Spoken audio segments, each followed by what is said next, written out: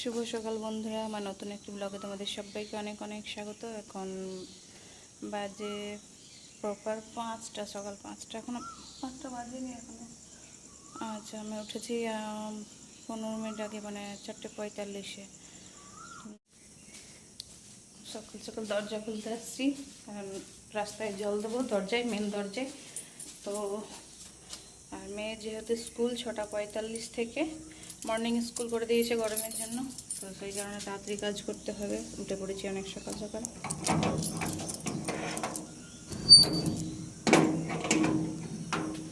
তো আজ থেকে মেয়ের 6:45 থেকে স্কুল, তার জন্য আমি উঠে গেছি 4:45-এ উঠেছি।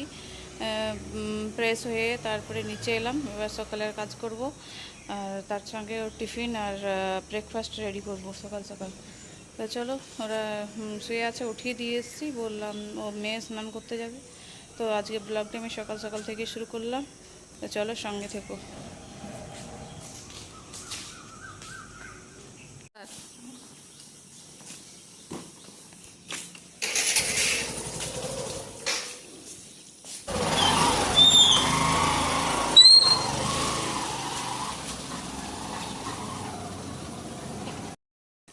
6:10 হচ্ছে, 6:45 থেকে স্কুল হয়ে গেল। ওরা বেরিয়ে গেছে, আমি এবার ওর বাবার আর ওর ব্রেকফাস্ট হয়ে গেছে। ছেলে একটু পরে উঠবে, ও ব্রেকফাস্ট এখন করেনি, উঠেই নি এখন। ব্রেকফাস্ট করবে, তারপর এখন আমি করবো, ব্রেকফাস্ট করে নিই, তারপরে উপরের ঘর ঝাড় দিতে হবে, পরিষ্কার করতে হবে। নিচের ঘর সমস্ত কিছু হয়ে গেছে। তো চলো আমি ব্রেকফাস্টটা করে নিই। তাই যে ব্রেকফাস্ট নিয়ে বসে পড়লাম। পরোটার একটু পুড়ে গেছে আমার, তাই খেয়ে নিই, কারণ সকাল সকাল উঠে গেলে ব্রেকফাস্ট রেডি হয়ে গেলে আমি আর দেরি করি না, খেয়ে নিই সঙ্গে সঙ্গেই। তো গরম গরম থাকতে থাকতেই খেয়ে নিই। ও ছেলে যখন উঠবে তখন ওর জন্য পরোটা গরম গরম করবো। এখনও করিনি ওর জন্য, কারণ ও এখনও ওঠেনি। সেই আমি উপরে ঘর গোছাতে, সব ঘুম থেকে উঠে সব চলে গেছে স্কুল। তো উপরের ঘর সব এলোমেলোই ছিল, কারণ আমি তো সকালেই নেমে গেছি, ওরা তখন ঘুমোচ্ছিল। তো এবার আমি উপরের ঘরের কাজগুলো সব করে নিই, তারপরে তোমাদেরকে দেখাচ্ছি ফাইনাল লুক। তো হয়ে গেল আমার বিছানা গোটানো। এবার আমি এর উপর মাদুরটা পেতে নেবো, তারপরে মেয়ের ঘর ছেড়ে এসেছি বিছানা, কিন্তু ঝাড় দেওয়া। তো এই যে স্কুল থেকে মেয়েকে ছেড়ে আসার সময় তালের শ্বাস নিয়ে এসছে। ও জানে যে তালের শ্বাস আমি খুব পছন্দ করি, তো রাস্তায় দেখতে পেয়েছিল, তো সেই কারণে অনেকগুলো তালের শ্বাস নিয়ে এসেছিলো। তো আমি খেয়ে নিয়েছি 2-3টে, ও খেয়েছে, ছেলে খেয়েছে, তারপরে মেয়ের জন্য বাকি 3টে রেখেছি।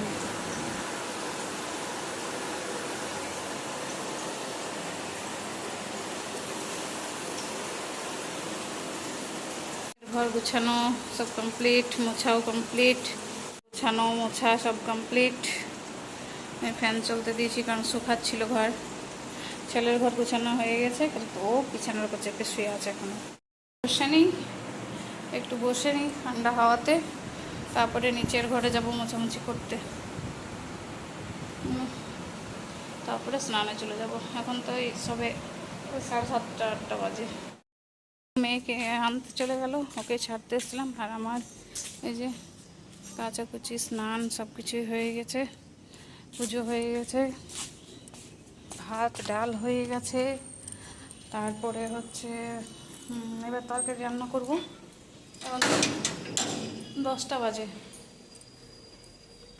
আমি তরকারিগুলো রান্না করে নিই, তারপরে সারাদিন রেস্ট। জানি না রেস্ট কেমন করব, গরম গরম লাগছে। রান্নাটা করে নিই ঝট করে। রান্নাঘরে আসছি একটু পরে, উপর থেকে একটু বসে আসি, স্নান পুজো করেও তো গরম লেগে যাচ্ছে। ও গেল, মেয়েকে আনতে ছুটি হয়ে যাবে 10:40-এ ছুটি হবে। হ্যাঁ, পরে একটু বসে নিই, তারপর সবজিগুলো ফ্রিজ থেকে নিয়ে চলে যাবো নিচে আমি রান্না করার জন্য।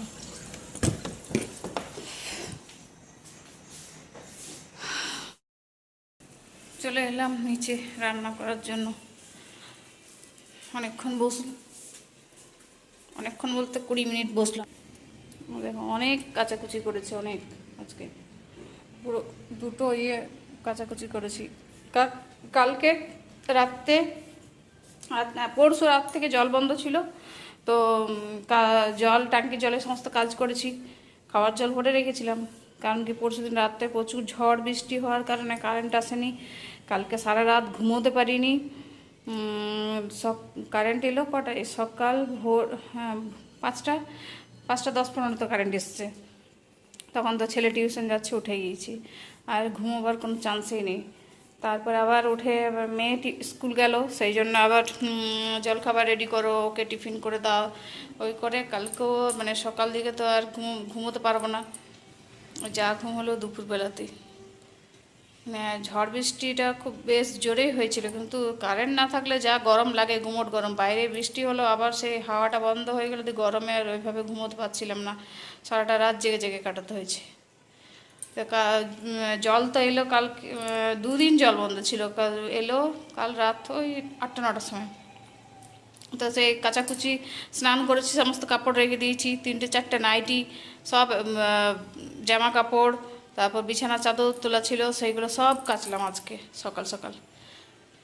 যেটা সকাল সকাল কাজ হয়ে গেছে। মেয়ে তো সকালে গিয়েছে 6:45 থেকে, তো ওর স্কুল ছিল, ওকে আনতেও চলে গেল, তখন রান্নাও হয়ে যেত। কিন্তু ভাবলাম তো তাড়া করে কাজ করে শান্তি লাগে না, একটু তো নিজেকেও আরাম দিতে হয়। সেই তো খাবো 1:30-1:30টার মধ্যে, তা এখন বাজে 10টা 20, এত তাড়া করে লাভ নেই, ভাত ডাল তো হয়ে গেছে। এই গরমে একটা ভাজাভুজি, চাটনি আর ওই চিকেন এনেছে, চিকেনটা করো, বাস হতেই হবে। চিকেন ঝোল রান্না কমপ্লিট, আর ঢেঁড়স আলু ভাজা আর চাটনি সব কমপ্লিট হয়ে গেছে। আর জল বন্ধ আবার হয়ে গেছে, আমি জল ভরতে যাব, তার সঙ্গে বাসন আছে রান্না, সেগুলো ধুতে যাব।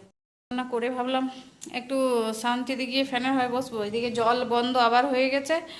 এখন এই রান্নার যে বাসনগুলো হলো সেইগুলো ধুয়ে নিয়ে তারপরে বসতে পারবো। দেখি কিছুটা জল ভরে রেখে দিই, কারণ বলা যায় না এ জল আসবে কি না, 2 দিন তো কষ্ট পেলাম জলের জন্য।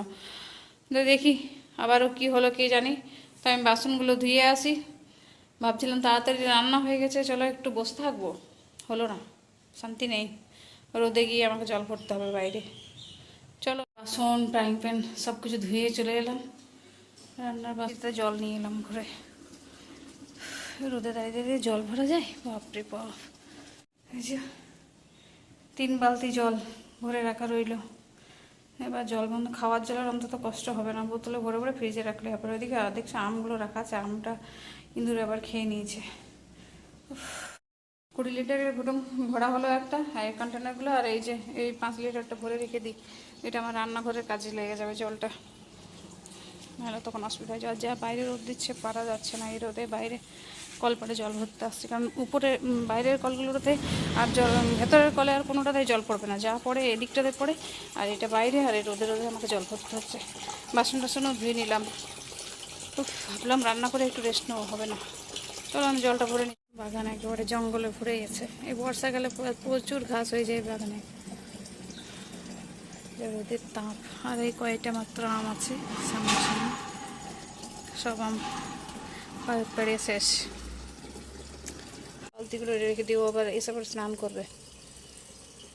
ওকে বললাম ওর কাজ আছে একটু, সেই জন্য গেল বাইরে, একটা স্নান ওর করা হয়নি। তা ভরে রাখা জলে যদি স্নান হয়ে যায় তাহলে জল, ট্যাঙ্কির জলটা বেঁচে থাকবে।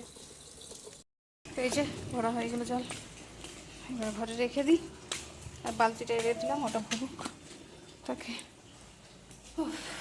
দরজাটা লাগানো আছে, একটু ইয়ে করে দিই, কারণ ও আবার আসবে, রোদে বা দরজার সামনে দাঁড়িয়ে থাকতে ওর অনেক কষ্ট লাগবে, সেই কারণে হালকা খুলে রেখে দিই। লাগিয়ে দিয়ে এবার ওপরে গিয়ে বসি।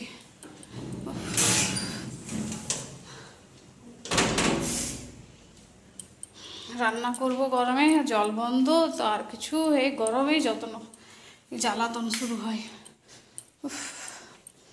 গেল, এবার উপরে গিয়ে একটু বসি, আর ভালো লাগছে না নিচে থাকতে, সমস্ত লাইট ফাইট বন্ধ করে দিই। একটু বাইরে জল ভরতে গেলাম, রোদে দাঁড়িয়ে দাঁড়িয়ে অবস্থা খারাপ হয়ে গেল, একটাই লাইট আছে। এই যে 2টো ম্যাজিক হ্যান্ড ওয়াশ নিয়ে এসছে, তো 10 টাকা করে দাম, বেশ ভালো এইগুলো। একটু জল দিয়ে গুলে নিলে পরে পাউডার থাকে, ওটা গুলে নিলে বেশ ভালো, এক বোতল হয়ে যায়। আর করোনা সিচুয়েশানে যা অভ্যাস দাঁড়িয়েছে, তখন থেকে তো সবারই হ্যান্ড ওয়াশ ইউজ করার একটা অভ্যাস পরিণত হয়ে গেছে। আগে সবাই সাবান টাবান দিয়ে পরে হাত ধুয়ে নিত, সেটাই এখন হ্যান্ড ওয়াশ, এখনও সে করোনা চলে গেল কিন্তু মানে হ্যান্ড ওয়াশ ইউজ করার ইয়েটা যায়নি। অবশ্য ভালো, ইউজ করাটা ভালো। তো এটা বেশ কম দামের মধ্যে এই হ্যান্ড ওয়াশটা বেশ ভালো। 10 টাকা করে দাম হলেও এটাতে এক বোতল পুরো ভরে যায়। আর বেশ ঠিক হয়, এমন নয় যে পাতলা জলের মতো হয়, তা নয়, ভালো বেশ। রান্না হয়ে গেলে যা হয়, ওই যে জল টল ভরে এসে উপরে বসলাম, ও স্নান করে নিয়েছে, বসে বসে এখন কী খাচ্ছে সে, কুরকুরে স্কুল থেকে নিয়ে এসছে, মানে ওই দিক দিয়ে আসার পথে নিয়ে এসছে, ওই যে হ্যান্ড ওয়াশ কিনতে বসছিল তো সেই সময় নিয়েছে। চোখগুলো গরমে রোদে আমার হয়ে গেল জল ভরতে গিয়ে, ওইখানে এত রোদ। গেল আমি একটু ফ্যানের হাওয়ার তলে একটু রেস্ট করে নিই, তারপর ও যখন আসবে এবার স্নান টান করবে, তারপরে খাওয়া দাওয়ার ব্যবস্থা হবে।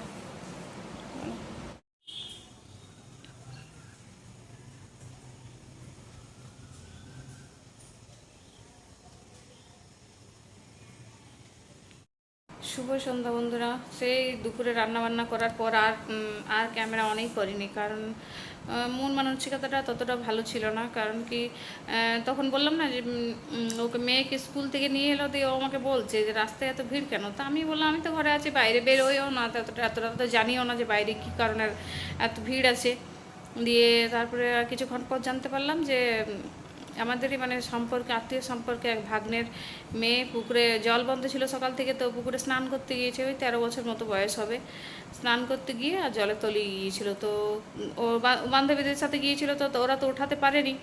দিয়ে তারপর পাড়ার ছেলেরা সব দৌড়ে গিয়েছে, পুলিশ গিয়েছে, দিয়ে তারপরে ওঠানো হয়েছে। ওঠানোর পরও ওকে মানে পেটের চাপ দিয়ে পরে বমি হয়েছিল। তো সবাই ভাবলো হয়তো ঠিক হয়ে যাবে, তো হসপিটালে নিয়ে যায়। হসপিটালে যেয়ে পরে জানতে পারে যে আর নেই। দিয়ে ওটাই থেকে মানে মনটা খারাপ হয়ে গেল।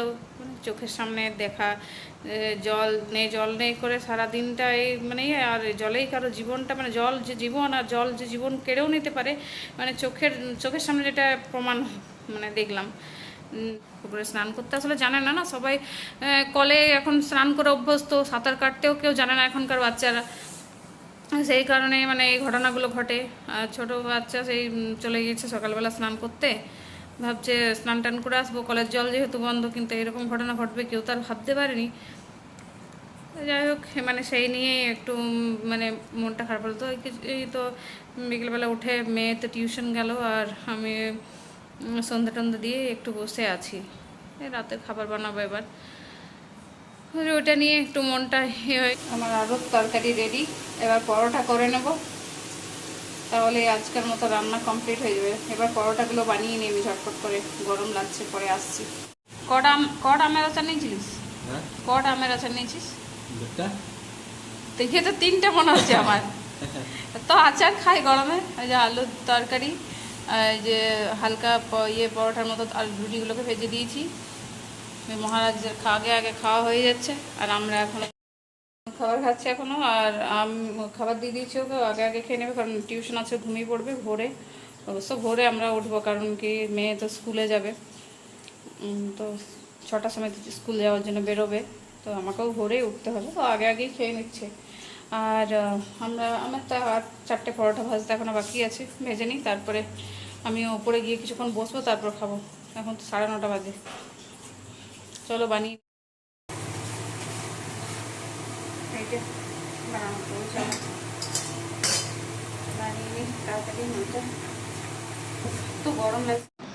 তো চলো আমি এবার বাকি পরোটাগুলো বানিয়ে নিই, আর আজকের ব্লগটি আর কন্টিনিউ করছি না, দেখা হবে নতুন একটি ব্লগের সঙ্গে। তো চলো, আর আমার ব্লগটি ভালো লেগে থাকে প্লিজ চ্যানেলটিকে সাবস্ক্রাইব করে পাশে থাকবে। শুভরাত্রি বন্ধুরা, গুড নাইট, সুইট ড্রিম।